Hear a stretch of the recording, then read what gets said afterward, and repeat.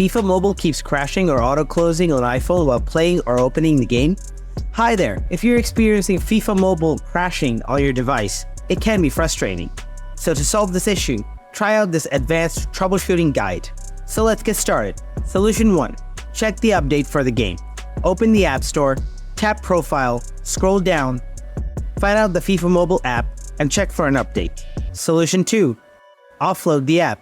Open Settings, scroll down, tap General, scroll down, tap iPhone Storage, find out FIFA Mobile.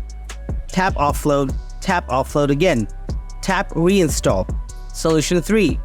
Clear out storage on your iPhone. Open Settings, scroll down, tap Safari Browser, scroll down, tap Advanced, tap Website Data, tap Remove all website data. You can also remove some unused apps or games. Solution 4. Enable Background App Refresh. Open Settings, scroll down, tap General, tap Background App Refresh, tap Background App Refresh again. Set this to Wi-Fi and mobile data. After that, restart your iPhone. After following these steps, your problem should be solved. Now, if you still have anything to ask, please ask me in the comment section.